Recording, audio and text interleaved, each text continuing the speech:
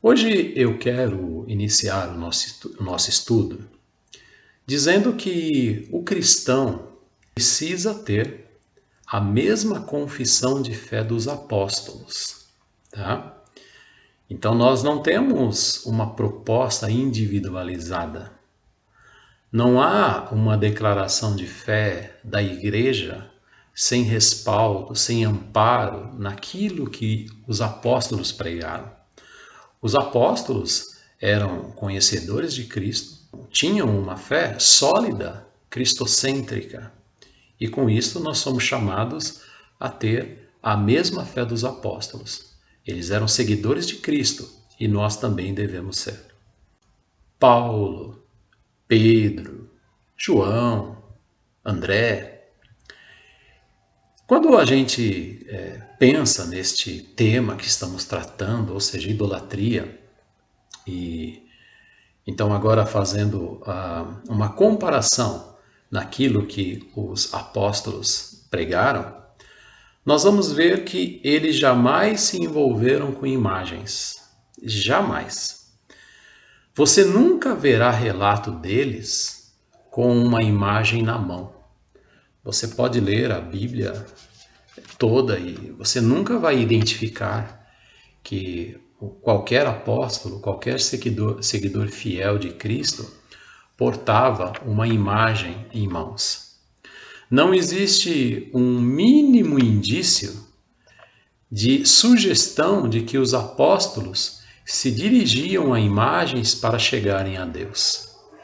Aliás, eles combateram esta prática de maneira enfática. 1 Timóteo capítulo 2, o versículo 5, nos diz assim: porque há um só Deus. Veja, porque há um só Deus e um só mediador entre Deus e o homem, Jesus Cristo. E lembrando do nosso estudo da semana passada, em que se alguém reza a uma imagem, crendo que ela está ouvindo e que ela pode ajudar em todos os aspectos, ela tem poder para resolver coisas, situações, ela ouve as orações, ou esta proposta religiosa está roubando ou tentando roubar de Deus atributos que pertencem somente a Ele. Porque o único que pode ouvir oração, ele tem poder para responder, ele está em todo lugar e sabe de todas as coisas, é somente o Deus Criador dos céus e da terra, e não uma imagem, ok? Alguns dirão assim: olha, eu pedi certa coisa num determinado momento a uma imagem, eu rezei a ela e eu fui atendido por aquela imagem. A pergunta que fica é: será mesmo que foi a imagem que respondeu? Será que foi a imagem mesmo que agiu de acordo com o que a pessoa pediu? Veja o que diz o profeta Oséias diante dessas alegações. Oséias capítulo 4, o profeta diz, versículo de número 12. O meu povo consulta a sua madeira e a sua vara lhe responde. Então a pessoa diz: olha, eu consultei e fui respondido. Olha o que o profeta Oséias conclui: porque o espírito da luxúria os engana. Esta aparente resposta, o que o profeta Oséias está dizendo, é que é produção do engano. Do engano. O povo diz ter respostas, crendo que a imagem está agindo a seu favor. Esse espírito de engano leva as pessoas ainda mais para as trevas, ficam mais cegas, cativas e distantes de Deus. E Deus diz: quem está respondendo é um espírito da luxúria, está enganando eles. Nós podemos ver aqui claramente as trevas, o inimigo, o adversário, o próprio Satanás influenciando, enganando e deixando cada vez mais as pessoas cativas e distantes de Deus. Livro de Êxodo, capítulo 20, versículo 2, a partir do 2 até o 5, nos ensina assim: Eu sou o Senhor teu Deus. Deus está falando. Ele está dizendo aqui claramente: Eu sou o Senhor teu Deus. É uma palavra para a nação de Israel, os descendentes de Abraão, os hebreus. E ele fala: Eu tirei vocês da terra do Egito, da casa da servidão. Os descendentes de Abraão foram escravos lá. E o Senhor diz: Não terá outros deuses diante de mim. Mais uma vez: Não terás outros deuses diante de mim.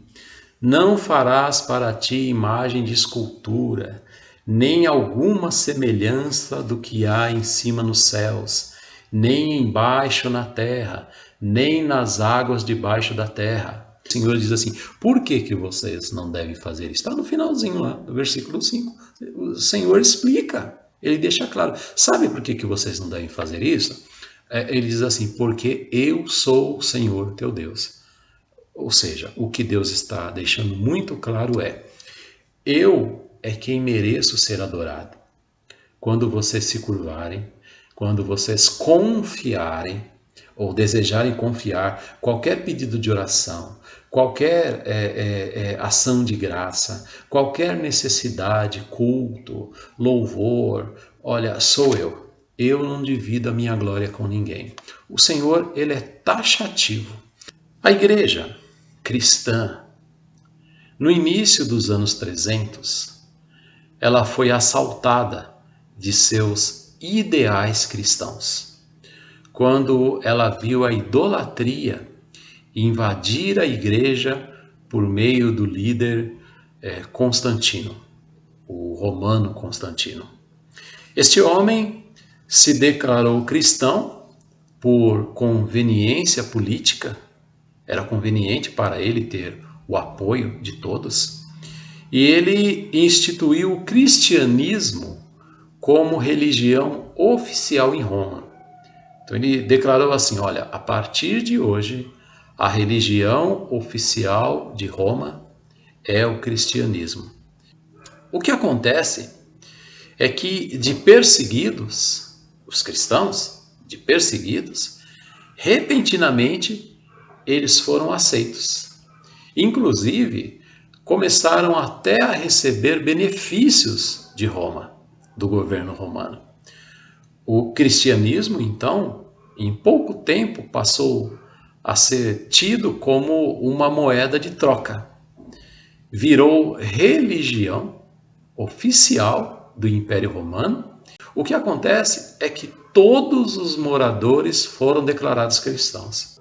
Agora veja bem, o portão de entrada ao cristianismo não era mais a conversão, e sim a simpatia e a conveniência ao cristianismo. Porque até então, a pessoa, para ser declarada cristã, ela precisaria se converter ao Senhor, entregar a vida a Ele, como você fez, você que é um cristão, como eu fiz. Mas daquele momento, a partir daquela declaração, não era mais necessário a conversão. Se antes os cristãos eram perseguidos, a partir daquele momento, eles começaram a receber aplausos. Por ser a religião do governo, esta mistura política com assuntos de fé trouxe seríssimos prejuízos espirituais para a igreja. Por quê? Porque sem conversão, as pessoas poderiam chegar da forma que tivessem, com todos os seus pecados, as suas propostas religiosas, os seus adereços religiosos e do paganismo, os seus amuletos, suas imagens, crendices e idolatria. E não precisava de conversão. Ou seja, nesse sistema religioso, todos eram cristãos. Assim, o paganismo entrou na igreja, os templos foram ornamentados com imagens e o culto, que até então era em espírito e em verdade, ele foi abandonado. Os cristãos autênticos, eles não aceitaram esta adulteração. Eles foram perseguidos, foram aprisionados e declarados hereges. Então veja, o cristão verdadeiro se desvencilha de toda proposta que descaracteriza o que Deus falou na palavra dele. Cristão verdadeiro desconstrói todo o corpo de ensino paralelo e reconstrói as suas convicções tendo como base a Sagrada Escritura. Cristão não se dirige à imagem. Seguidor de Cristo não confia, não venera, não cultua, não adora e também não tem imagens. A sua confiança, adoração, esperança, zelo, culto, oração são centralizados somente na pessoa do Senhor Jesus Cristo. Cristão é assim. O cristão que é aquele que confia no Senhor. É o pequeno Cristo. É aquele que é seguidor de Cristo. E não cabe, de forma alguma, na fé cristã, a imagem. O Senhor tem náuseas, porque a pessoa chega diante dele com uma outra proposta, que não aquela que ele revelou ao mundo, ou seja, o Senhor Jesus Cristo. É somente ele. E sem ele não há salvação. Amém?